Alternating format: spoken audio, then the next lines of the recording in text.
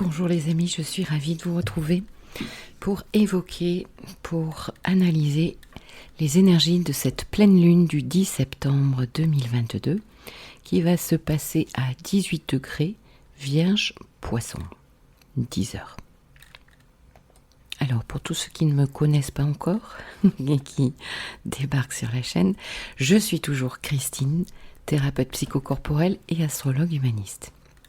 Alors les amis, un petit rappel d'où nous venons, puisque la pleine lune de ce 10 septembre va être le résultat, va être un petit peu peut-être même la conséquence de certains actes, de certaines décisions qui se sont passées lors de la nouvelle lune du 27 août, qui s'est passée à 4 Vierges.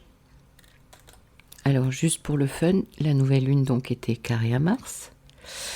Mercure, tout ce qui était administratif, communication. Alors Mercure était encore en droit, il est passé rétrograde depuis, et il était opposé à Jupiter, ce que nous allons retrouver, et Vénus était opposée à Saturne, faisant un grand carré avec Uranus, nœud nord et nœud sud. Donc nous avions un grand carré. Nous sommes passés en quelque sorte dans une espèce de machine à laver énergétique, et pas que peut-être.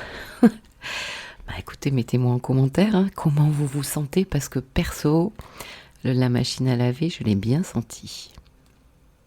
Le mode de frustration, retard, blocage.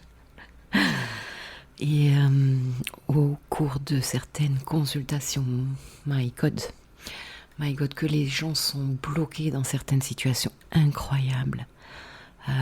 Wow, c'est chaud et franchement, c'est difficile pour beaucoup de personnes. Et alors, j'ai eu beaucoup de personnes qui avaient du lion et du scorpion.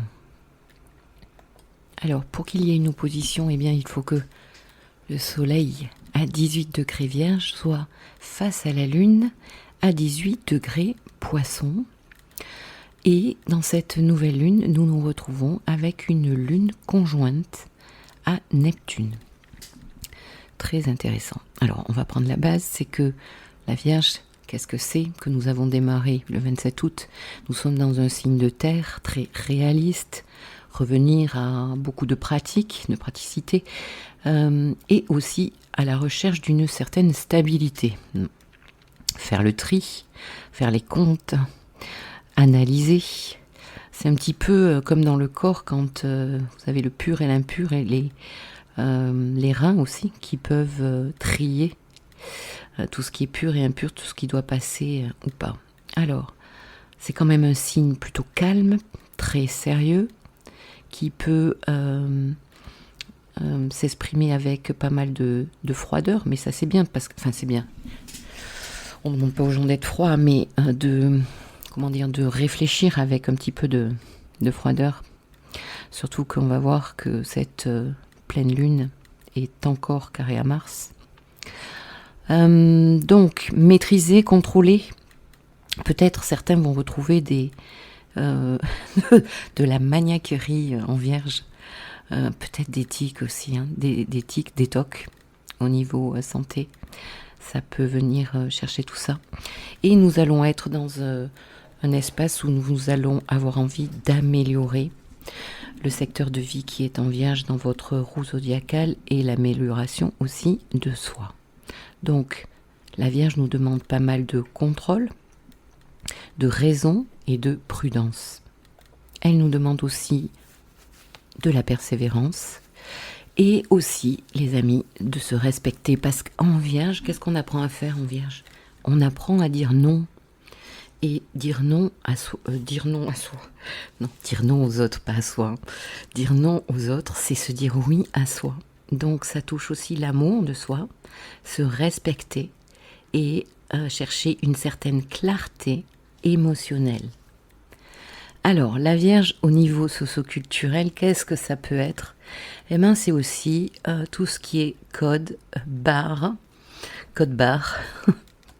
règlement intérieur, règlement extérieur, et bien aussi les classifications, ranger les choses dans chaque case.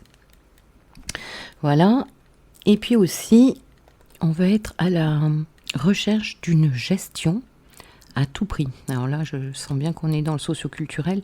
C'est un petit peu comme en maison 6, on a les secrétaires. Les secrétaires, qu'est-ce qu'elles font? Eh bien, elles peuvent taire les secrets parce qu'elles sont au courant de tout. Et donc, ces secrétaires sont invités à taire peut-être certains secrets dans les conseils d'administration. Au niveau individuel, eh bien, je ne vous cache pas que c'est comme une crise de transition difficile, avec beaucoup de doutes. La Vierge peut s'autocritiquer beaucoup. Il peut y avoir beaucoup de stress, de problèmes d'intestin, mal au ventre, peur de mal faire. Et puis une certaine culpabilité peut remonter si vous êtes sujet ou sujette à ça. Se sentir coupable de je ne sais quoi et aller vers une dévalorisation. Alors en plus, comme nous sommes passés par le filtre de Saturne ces dernières semaines, eh bien nous avons déjà travaillé tout le Lion et tout le Saturne. Quelle est ma valeur ? Quelle est la valeur que je me donne par rapport à l'extérieur, etc. Se responsabiliser aussi, Saturne. Et là, ça touche à quelque chose quand même toujours pareil. Il peut y avoir une histoire comme lâcher le giron maternant, par des séparations, ruptures qui ont été pas mal travaillées ces derniers jours. Mettez-moi en commentaire si ça a été le cas pour vous ou si vous êtes en transition. Et donc aussi en Vierge, on va s'occuper de soi, de son corps, et tout ce qui est analyse, psychanalyse peut largement vous aider à être accompagné et à passer le pas. On peut aussi en Vierge acquérir une technique qui va vous ouvrir une nouvelle voie. On peut donc se purifier, se soigner et devenir son propre guérisseur. On est ici dans la justesse, la tolérance et on apprend à se respecter et à dire non. Ok. Voyons maintenant cette lune en Poisson conjointe à Neptune. Eh bien les amis, l'émotionnel, la lune, et en Poisson et conjointe à Neptune, à son maître, eh bien l'émotionnel va être quelque peu ballotté. Il va y avoir ici un contact psychique très fort. Alors des vagues de mélancolie, de tristesse, des tempêtes intérieures, des crises de larmes. Laissez couler les amis, laissez-vous arroser votre jardin intérieur s'il y a besoin. Le Poisson, c'est aussi une période de transition, de clôture. C'est le dernier signe du zodiaque. On sait qu'on va aller vers le Bélier, mais on est en train de clôturer un cycle. C'est un petit peu comme en numérologie, quand on est en année 9, on est en train de clôturer tout pour pouvoir passer en année 1. On est donc en train de franchir un pont d'une rive à l'autre. Et je crois qu'on est en fait au milieu du pont. Alors, on sait très bien, je crois, ce qu'on ne veut plus, mais pas sûr que tout le monde sache ce qu'il veut encore. Et c'est bien normal parce que nous sommes dans la brume avec Neptune. Il y a ici un besoin de redonner du sens, de développer comme un nouveau rapport à la vie avec les autres dans sa vie et aussi surtout avec son inconscient parce que là il y a beaucoup de mystères et de trésors à aller chercher. Donc inconscient et aussi avec Neptune, inconscient collectif. Donc au positif, eh bien beaucoup d'inspiration, forcément, lune Poisson, conjointe à Neptune, créativité plus, rêve plus, qu'il faut aussi, peut-être, on le fait tous, je rêve beaucoup en ce moment, et je me dis, non, je vais me souvenir, et en fait, le matin, je me souviens de quelques trucs, mais pas de l'histoire, quoi. Donc, peut-être, dans la nuit, si vous vous levez, eh bien, notez vos rêves, parce qu'ils peuvent être porteurs de conscience et de nouvelles portes pour vous. Donc, lune, Neptune, Poisson, eh bien oui, je crois qu'on peut dire de la cyclothymie est bien possible. Euh, Ici, le cerveau peut un peu bugger parce que d'un côté, rendez-vous compte, d'un côté, nous avons toute cette Vierge-là qui nous demande d'agir avec beaucoup de cadre et de rigidité. Et de l'autre, il y a rien, il n'y a pas de limite, il y a du flou, il y a du rêve, il y a des marchands de rêve. Voilà, voilà. Alors j'ai trouvé très intéressant quand je suis tombée sur certaines paroles d'une personne du gouvernement. J'ai juste noté la phrase parce que ça définissait tellement cette pleine lune. Elle est toute simple, toute bête. J'ai noté: tout ce qui est infini touche à ses limites.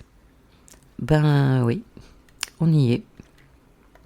Maintenant, comment on va le gérer, ça c'est une autre histoire. Je crois qu'on va apprendre aussi à négocier avec une forme de désintégration, hein, Neptune. Pour certains qui connaissent un petit peu l'astrologie, si vous avez vécu des transits de Neptune, et même à des planètes comme Uranus, Pluton, je vous assure que c'est très parlant, et que Neptune vient purifier le terrain, et vient faire disparaître, désintègre complètement à la fin du transit, et il n'y a plus la chose ou le domaine. Donc c'est une fin de cycle, une fin de règne. N'ayons pas peur des mots. Et donc ce pont qui se crée entre le vieux monde et le nouveau.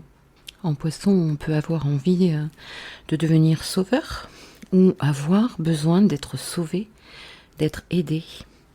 Et en fait, le travail à faire transpersonnel ici, eh bien, c'est le courage du futur pour le moment où nous allons arriver comme en bélier. Alors, cette pleine lune est en bon aspect à Uranus et au nœud nord. Du coup, cette pleine lune va chercher la porte de sortie, et avec Uranus, eh bien, n'hésitez pas à ce que la chose soit innovante. Uranus, c'est le progrès et l'innovation. Pour certains, il y a donc cette petite porte là, Uranus nœud nord, avec ce trigone et ce sextile à la lune et au soleil qui parle de direction, de changement en cours, et à condition de se servir à bon escient évidemment de cet Uranus, ce qui peut être quand même assez explosif.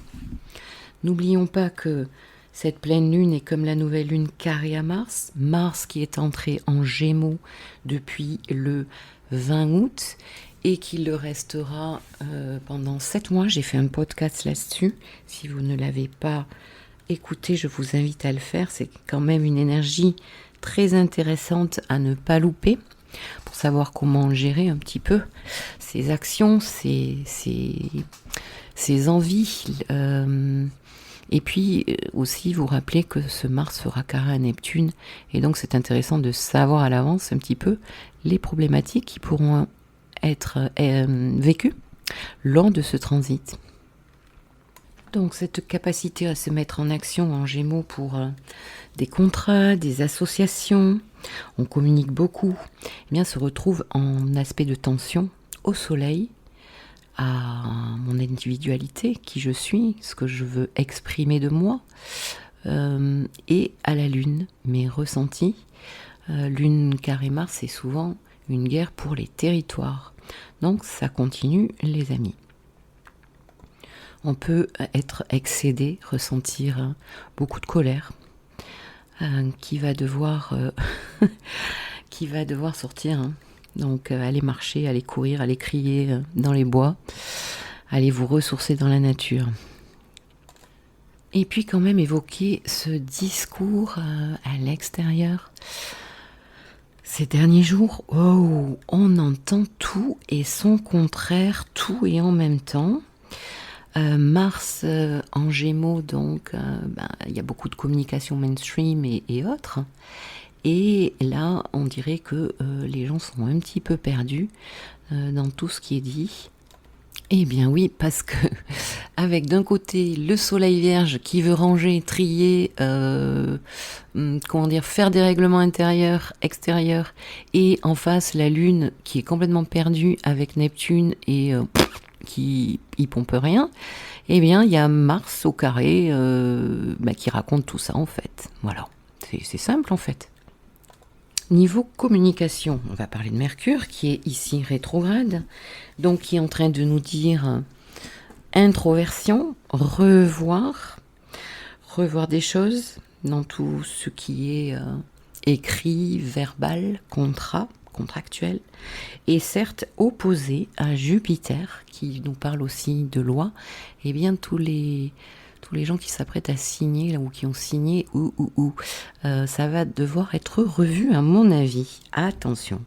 Donc cette capacité intellectuelle peut être colorée de beaucoup d'optimisme, puisque vous savez que Jupiter amplifie tout ce qu'il touche, donc il a son côté aussi très joyeux, très excessif aussi.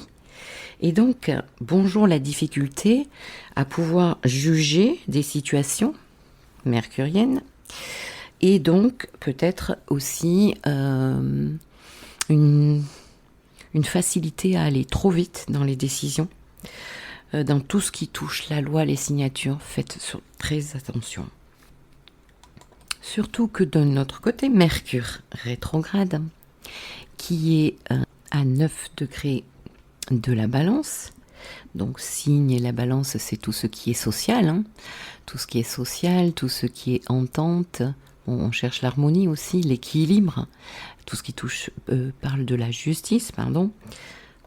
Eh bien, Trigone à Mars, en bon aspect, donc, ce Mercure va avoir envie de s'exprimer, d'initier des choses et de décider aussi.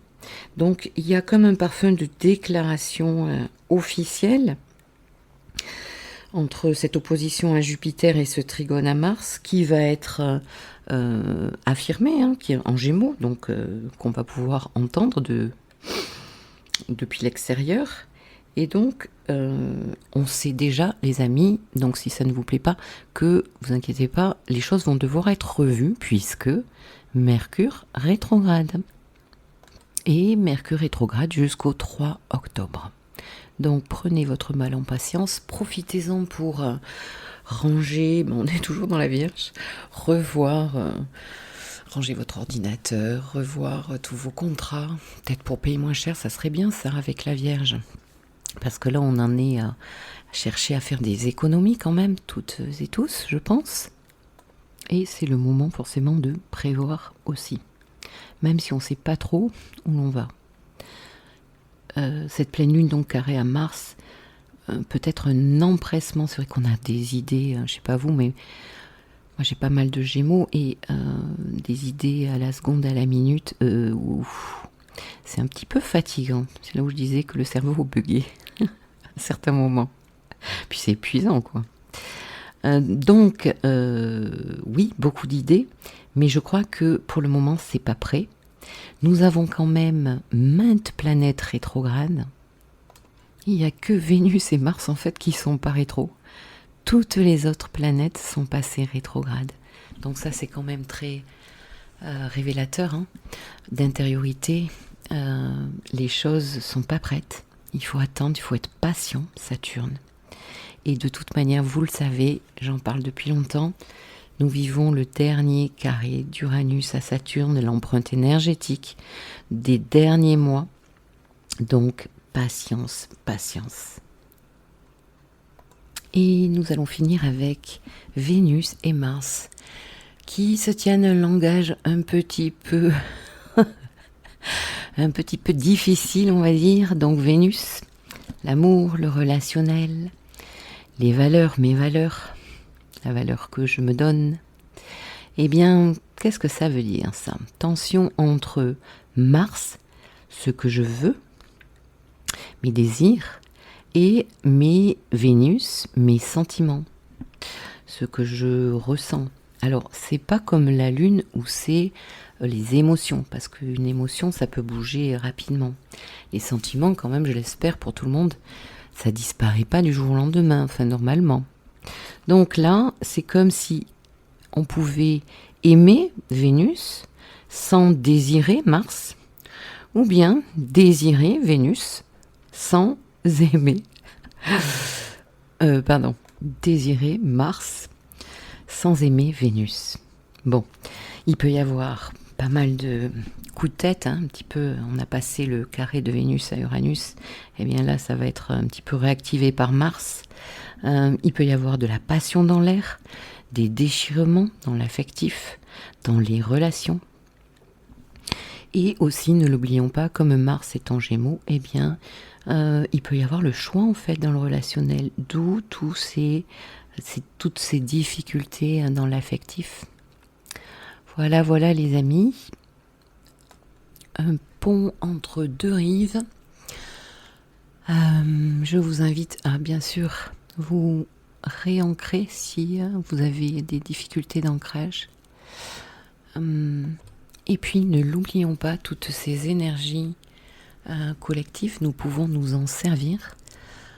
Suivant notre thème natal, suivant les aspects, nous pouvons nous servir de ces énergies pour aller vers le meilleur. Donc ce sera les poissons et les vierges bien sûr les plus concernés par cette pleine lune, et puis bien sûr au carré les gémeaux et les sagittaires, surtout les deuxièmes décans bien sûr, un petit peu plus facile pour les cancers et les scorpions qui sont au sextile, et puis pour les signes de terre, les capricornes et les taureaux qui sont au trigone de cette pleine lune.